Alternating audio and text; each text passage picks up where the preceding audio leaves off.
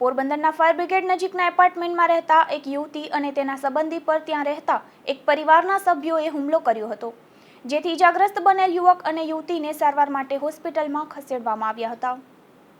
પોરબંદરના ફાયર વિભાગ નજીક આવેલ શ્રીજી સંકુલ ખાતે રહેતા રતનબેન ભૂપતભાઈ મોકરિયાની બાઇક શિલ્પાબેન રાયચુરાએ પાર્કિંગમાંથી હટાવી હતી, જેથી આ યુવતી તે મહિલાના ઘરે બાઇક હટાવવા બાબતે પૂછવા ગયા હતા, જેના બંદૂકને લઈને આ યુવતી પર શિલ્પાબેન જગદીશ રાયચુરા અને માધવ જગદીશ રાયચુરાએ હુમલો કર્યો હતો.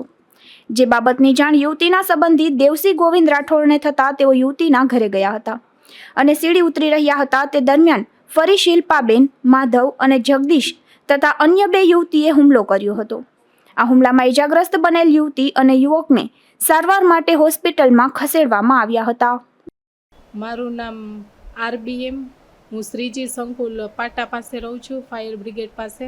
છેલ્લા 3 વર્ષથી હું ત્યાં એપાર્ટમેન્ટમાં રહું છું. હું 3જા માળે રહું છું. જેની સાથે માથાકૂટ થયેલી છે શિલ્પાબેન રાયચુરા, એ લોકો 2જા માળે રહે છે. સતત 2-3 વર્ષથી એનો સતત ત્રાસ છે. આટલો ત્રાસ, આટલી હેરાનગતિ, આટલી કન્નડગત. મને મારા એપાર્ટમેન્ટમાં કોઈ અત્યાર સુધી મને એક શબ્દ નથી બોલ્યો, પણ આ સતત મને 3 વર્ષથી બેન હેરાન કરે છે. અતિશય ખરાબ ગાળો બોલે છે.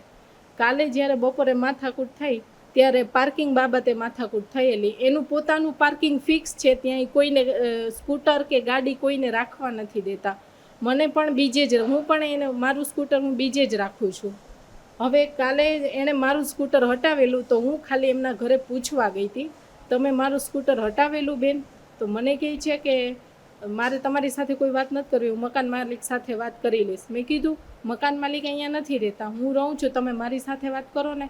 તો અતિશય આક્રોશમાં આવી જઈને મને અતિશય મારવા માંડ્યા, જેમ તેમ ગાળો બોલે ને મને ઘણીવાર સુધી માર્યો. પછી બાજુવાળા બેને એને પકડી રાખ્યા ને મને કીધું તમે બેન ઉપર વયા જાઓ ઘરે. હું ઉપર વહી ગઈ. પછી થોડીક વાર પછી શિલ્પાબેન રાયચુરા, એના હસબન્ડ છે જગદીશભાઈ રાયચુરા અને એનો છોકરો છે માધવ રાયચુરા, એ ત્રણેય પાછા આવ્યા. ઘરનો દરવાજો ખોલાવી મને પહેલાં તો ઘરનો દરવાજો ખોલાવીને મને ધક્કો મારી જમીન ઉપર પછાડી દીધી. પછી અતિશય મને ત્યાં પણ એ ત્રણેય જણાએ મારકૂટ કરીને અતિશય ગાળો બોલાવીને ધમકી દેતા હતા અને મારી જ નાખવાની ધમકી દેતા હતા. પછી એ લોકો વયા ગયા ગાળું દેતા. પછી એ લોકો ગયા પછી મેં મારા સંબંધીને, એક સંબંધી છે એને મેં વાત કરેલી. સંબંધી ધંધાના કામથી બહાર ગામ ગયેલા હતા. મને કીધું હું મકાન માલિક સાથે વાત કરી લઉં છું અને હવે દરવાજો તમે ના ખોલતા, દરવાજો બંધ રાખજો. એ પછી જ્યારે સાંજે એ અમારા સંબંધી આવ્યા, લગભગ 8-8:30 વાગ્યાની આસપાસ આવ્યા હશે, તો અમારે મકાન માલિક સાથે વાત કરી, ચર્ચા કરી, સમાધાન જ કરવાનું હતું. કારણ કે આટલી 2-3 વખત માર ખાધા પછી અને આમેય ભાડે રહેતા હોય એટલે મને જરાય રસ નહોતો કે આ બાબત આગળ વધે કે આમાં કંઈ પણ થાય.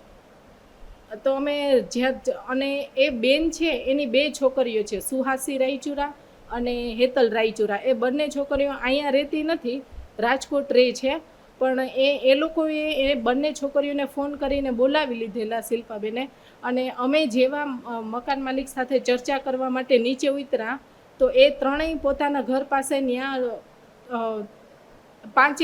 ઘરના 5 ફેમિલી સભ્યો છે એ ત્યાં જ ઊભા હતા. અને એ લોકોએ અમને રોકીને કંઈ પણ વાત કર્યા વિના, કંઈ પણ ચર્ચા કે કંઈ પણ પૂછપરછ કર્યા વિના ડાયરેક્ટ અમારા ઉપર તૂટી જ પડ્યા અને અમને અતિશય મારકૂટ કરી, અતિશય અમને ગાળો દીધી. છેક 2જા માળથી મારતા અમને છેક પાર્કિંગ સુધી માર્યું છે. અને એ બેનના ઘરે એના પર્સનલી CCTV કેમેરા છે. આપ CCTV કેમેરામાં જોઈ શકો છો કે એ લોકો એ લોકોએ મને 3-4 વખત મારકૂટ કરી, પણ મેં ક્યારે એને હાથ નથી, મેં માત્ર સ્વ બચાવ કરેલો છે. એ લોકોએ જ મને મારેલી છે. છેક મારતા રોડ સુધી લઈ આવ્યા. અને પછી અમારા જે સંબંધી છે એણે 100 નંબરને ફોન કર્યો કે અમને અતિશય આવી રીતે મારે છે. બહુ જ માર્યા હતા. હાથ દિવાલમાં માથા પછાડ્યા, પછી ઢીકા પાટુન માર્યો, હાથ મચકોડી નાખ્યા, અતિશય ખરાબ ગાળું દેતા હતા. આજુબાજુના 2 એપાર્ટમેન્ટના બધા લોકો બહાર નીકળીને રોડ ઉપરના માણસોને બધા જોવા નીકળી પડ્યા હતા. અતિશય ખરાબ ગાળું બોલતા હતા બધા અને અતિશય મારકૂટ કરતા હતા. પછી 100 નંબર આવી અને 100 નંબર આવી એ પહેલાં એ લોકો પોતાના ઘરમાં વયા ગયા.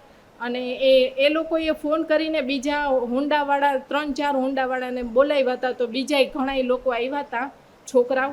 કદાચ એના ફ્રેન્ડ કે કોઈના સંબંધી હોઈ શકે, એ લોકો આવેલા અને પછી એના ઘરે ગયા હતા. પછી 100 નંબર આવી, પછી અમે દવાખાને દાખલ થઈ ગયા. આ હુમલા બાદ યુવક યુવતીએ પોલીસને જાણ કરી હતી. ત્યારે પોલીસે ઇજાગ્રસ્ત યુવક યુવતીનું નિવેદન નોંધી આગળની કાર્યવાહી હાથ ધરી હતી. અશોક થાનકી, ગુજરાત ન્યૂઝ, પોરબંદર.